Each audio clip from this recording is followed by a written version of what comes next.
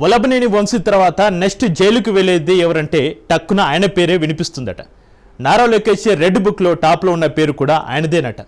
వంశీకి మించిన special treatment ఆయనకు తప్పదంటున్నారు తెలుగు తమ్ముళ్ళు. ఇంతకు వంశీ తర్వాత జైలుకి వెళ్తారని పేరు వినిపిస్తున్న ఆ నేత ఎవరు? ఆయన గురించి చిన్నబాబు రెడ్ బుక్లో ఏం రాసుకున్నారు? ఆయనకు ఇచ్చే స్పెషల్ ట్రీట్మెంట్ ఏంటి?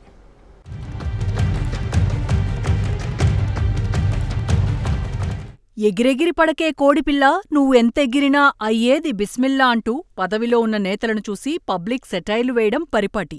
ఇప్పుడు ఈ సెటైర్ ఏపీ మాజీ మంత్రి కొడాలి నానికి సరిగ్గా సరిపోతుందని తెలుగు తమ్ముళ్ళు కామెంట్ చేస్తున్నారు. మంత్రి పదవిలో ఉన్నప్పుడు కన్నూ మిన్నూ తెలియకుండా తెగరెచ్చిపోయి నోటికొచ్చిన బూతులు తిడుతూ టీడీపీ అధినేత చంద్రబాబుపై అడ్డమైన వ్యాఖ్యలు చేసిన కొడాలి నానికి కౌంట్ డౌన్ స్టార్ట్ అయిందని టీడీపీ నేతలు మురిసిపోతున్నారు. నారా లోకేష్ రెడ్ బుక్లో వైసీపీ అధినేత జగన్ కంటే కూడా కొడాలి నాని పేరు మీద ఎక్కువ పేజీలు కేటాయించుంటారేమో. వైసీపీ అధికారంలో ఉన్న 5 ఏళ్లలో పనిగట్టుకుని ప్రెస్ మీట్లు పెట్టి చంద్రబాబు కుటుంబాన్ని మొత్తాన్ని టార్గెట్ చేసి నోటికొచ్చినట్లు తిట్టడాన్ని కొడాలి నాని బూతుల మంత్రిగా ప్రాచుర్యంలోకొచ్చారు. తెలుగు డిక్షనరీలో దొరకని బూతులు కూడా కొడాలి విమర్శల్లో దొరలేవి. మంత్రి పదవిలో చేసిన ప్రతి కామెంట్కి అసలుతో పాటు వడ్డీ కూడా తిరిగి చెల్లించేందుకు కూటమి ప్రభుత్వం రంగం సిద్ధం చేసింది.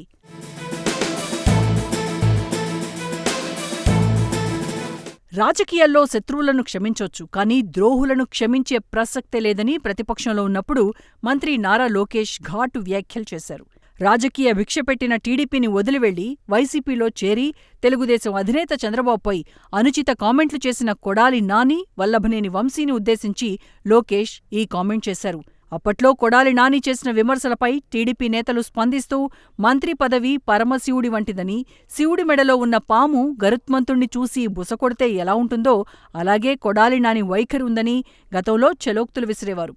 అంటే శివుడి మెడనుంచి కిందకొస్తే బుసకొట్టిన పామును గ్రద్ద ఎలా చీల్చి చెండాడుతుందో మంత్రి పదవి పోయాక కొడాలి గతి కూడా అంతేనని అప్పట్లోనే తెలుగు తమ్ముళ్ళు హెచ్చరించారు. సరిగ్గా ఇప్పుడు కొడాలి పరిస్థితి గ్రద్దకు దొరికిపోయిన పాములా మారింది. నారా భువనేశ్వరిపై అసభ్యంగా మాట్లాడిన పాపానికి 100 రోజులకు పైగా జైల్లో గడుపుతున్న వల్లభనేని వంశీ మనిషి గుర్తుపట్టలేనంతగా దయనీయ స్థితిలో కనిపిస్తున్నాడు. ఇప్పటికే వరుస కేసులతో వంశీకి పోలీసులు చుక్కలు చూపిస్తున్నారు. ఒక్క భువనేశ్వరిని మాత్రమే కామెంట్ చేసిన వంశీకే ఇలాంటి పరిస్థితి వచ్చిందంటే లోకేష్నే కాకుండా ఆయన తండ్రి చంద్రబాబుతో పాటు లోకేష్ తాత నారా ఖర్జూర్ నాయుడిని కొడాలి నాని నోటికొచ్చిన బూతులతో దునుమాడిన సందర్భాలు కోకొల్లలు. ఏకంగా 3 జనరేషన్ వారిని టార్గెట్ చేసిన కొడాలి నానికి రెడ్ బుక్ రాజ్యాంగం ప్రకారం అందరికంటే స్పెషల్ ట్రీట్మెంట్ ఉంటుందని సైకిల్ పార్టీ నేతలు జోస్యం చెప్తున్నారు.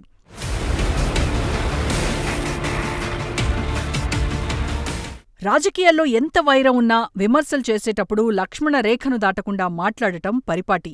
విమర్శలకు తిట్లకు కూడా చాలా తేడా ఉంటుంది.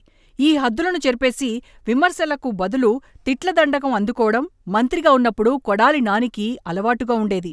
రాజకీయాల్లో 40 ఇయర్స్ ఇండస్ట్రీ అని చెప్పుకునే చంద్రబాబును బహుశా ఏ రాజకీయ నాయకుడు కూడా కొడాలి నాని మాదిరిగా తిట్టుండడు. చిన్నప్పుడు తప్పు చేస్తే స్కూల్లో టీచర్ కూడా చంద్రబాబును ఇంత పరుష పదాలతో తిట్టి ఉండరని అప్పట్లో ఓ టీడీపీ నేత ఆవేదన చెందారు. వయస్సును కూడా గుర్తించకుండా వాడు వీడు అంటూ ఏకవచనంతో చంద్రబాబును మాట్లాడినది కొడాలి నాని మాత్రమే. మంత్రి పదవులు ఉంటాయి, పోతుంటాయి. కానీ మంత్రి పదవిలో ఉన్నప్పుడు దానికి వన్నె తెచ్చే విధంగా వ్యవహరించకపోతే తర్వాత ఎలాంటి సమస్యలొస్తాయో కొడాలి నాని ఒక ఉదాహరణగా మారుతారని తెలుగుదేశం నేతలు విశ్లేషిస్తున్నారు.